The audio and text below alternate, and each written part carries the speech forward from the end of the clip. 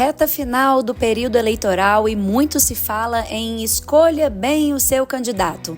Mas o que deve ser avaliado? Bom, nós teremos que votar tanto em um prefeito ou prefeita quanto vereador ou vereadora.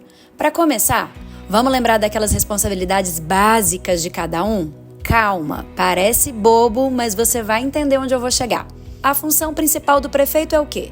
Coordenar toda a gestão de uma cidade, garantindo segurança pública, acesso à saúde, à educação, fazendo as obras necessárias para o desenvolvimento da cidade e que atenda às necessidades do povo. E quem fica de olho para ver se está tudo certo? O vereador. Ele fiscaliza o trabalho da prefeitura e também tem como função legislar, ou seja, criar leis, votar ou reprovar projetos. Aí eu te pergunto, se um candidato a vereador ou vereadora apresenta propostas, como, por exemplo, a construção de novas creches, tá certo ou errado? Errado. Isso é função do prefeito. Com as responsabilidades muito bem definidas e conhecidas, fica muito mais fácil não cair nos discursos que tentam nos impressionar sem a famosa sensação de que fui enganado. Mas e aí? Dentre tantas opções, como escolher? Primeira coisa, pesquise sobre o seu candidato. Dê um Google básico sobre ele e procure saber mais sobre o que ele já fez, quais ideias ele defende, como ele se posiciona diante de temas que são importantes para você. Mas fontes confiáveis, né, gente? O site da Justiça Federal é uma boa dica. Não acredite em tudo que você recebe e lê. Se o seu candidato já foi atuante na política, por exemplo, procure saber se ele foi mais presente ou ausente. Faltou a quantas sessões? Que projetos ele apresentou? Como ele votou em outros projetos, especialmente aqueles mais polêmicos? Além disso, entenda melhor de qual partido ele faz parte e qual programa esse partido tem para a sua cidade. E quando a pauta social ou ambiental é importante para você, cá entre nós, deveria ser para todos, né? É fundamental avaliar se nas propostas do candidato tem planejamento urbano, se há uma avaliação por zona ou região da cidade, o que pode ou não ser construído em cada local, as medidas de prevenção. Guarda essa palavra, prevenção. Hoje temos visto muitas medidas de adaptação ou mitigação, mas o certo é prevenção. É não esperar acontecer, é antever, prevenir. Como? Fazendo mapeamento de zonas de risco. Seu candidato fala sobre isso? Outro ponto para ficar de olho.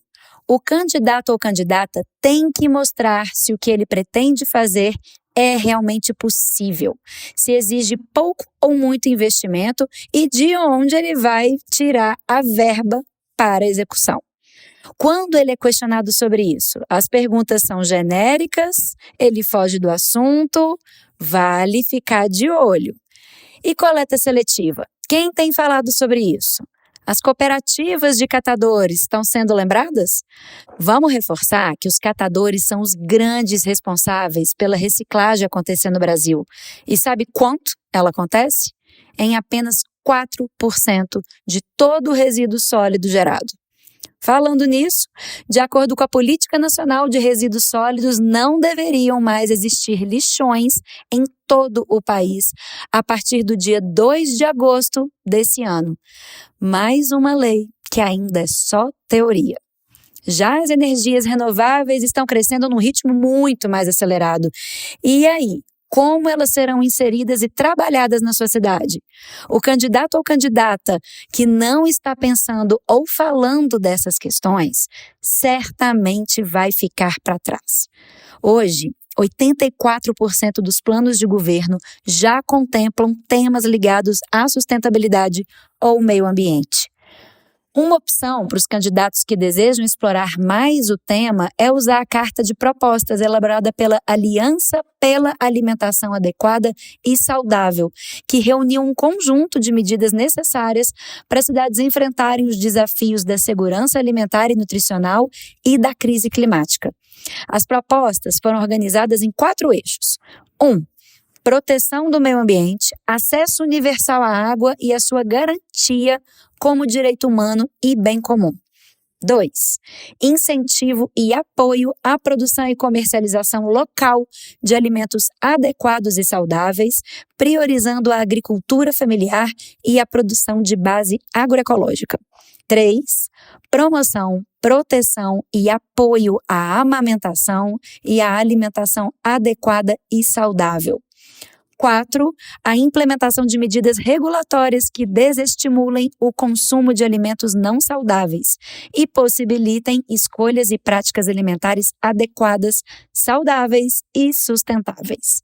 Não por acaso, a apresentação destaca o direito de acesso à água potável como uma das responsabilidades e compromissos a serem assumidos por prefeitos e vereadores, justamente em quem a gente precisa votar esse ano.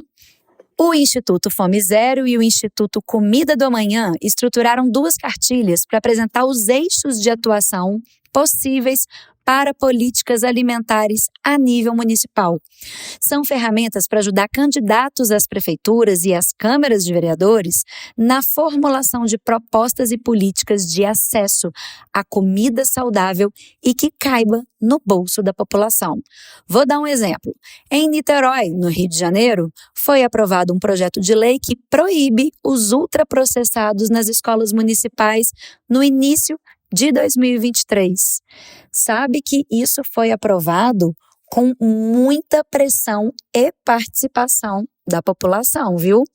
O que o seu candidato fala sobre acabar de vez com a fome no seu município? Tem sido cada vez mais difícil escutar propostas relacionadas a um tema tão básico que parece ter caído na normalidade. Pesquisas recentes e frequentes sobre insegurança alimentar. Alguém apresenta? Propostas envolvendo hortas comunitárias, banco de mudas e sementes, incentivo à produção orgânica e aos produtores locais. Alguém está ouvindo isso aí? Eu sei. São muitas frentes para serem abordadas, os desafios são imensos. Cabe a nós também acalmar o coração e, ao mesmo tempo, fortalecer a consciência de que grande parte das soluções vão chegar mesmo no médio a longo prazo. É uma construção e, geralmente, nós, eleitores, queremos soluções prontas e rápidas. Aí entra um conceito que eu aprendi recentemente com o André Fran e a Maria Antônia de Carli, numa live promovida pela V Volunteer. Temos, sim, que ter um político de estimação. Ao contrário da fama pejorativa que essa expressão tem, vê se não faz sentido. Se tivermos um político que admiramos, confiamos e votamos, nada mais coerente do que acompanhar o trabalho que ele faz, fiscalizar, questionar, elogiar e divulgar o seu desempenho. Diga aí, em quem você votou para vereador nas últimas eleições? Eu confesso, eu não lembro o meu. Por quê? Porque provavelmente não foi um candidato que eu me identificasse a ponto de querer seguir nas redes sociais, de falar sobre ele, conhecer o que ele tem feito desde então. Ter um político de estimação é diferente de idolatria, de fanatismo. É um convite para participarmos mais da política. Se os vereadores fiscalizam o prefeito, então que a gente assuma o papel de fiscal dos vereadores. Sabia que qualquer cidadão ou cidadã pode ir à Câmara Municipal, aos gabinetes, às audiências públicas? Quantos de nós faz isso? Quem sabe assim, aumentando essa participação, acaba essa história de que pautas ambientalistas são para pessoas de esquerda, que pautas econômicas interessam mais a turma da direita e por aí vai. Tudo deveria nos interessar. Afinal, é sobre nós, por nós, que prefeito, vereador e qualquer outro político está onde está. Eu espero muito ter ajudado você a chegar numa decisão sobre os seus candidatos.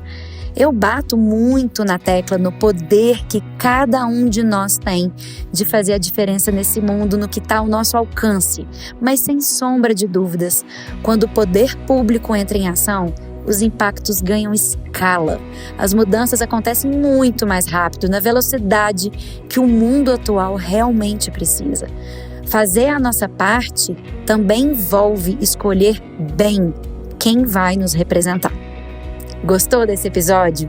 Siga o nosso perfil e lembre-se de classificar o nosso podcast com 5 estrelas e, claro, compartilha com os amigos, ainda mais nesse momento. E tem mais conteúdos como esse lá no meu perfil do Instagram. Você me encontra no @SilviaCastroDC. Até o próximo episódio.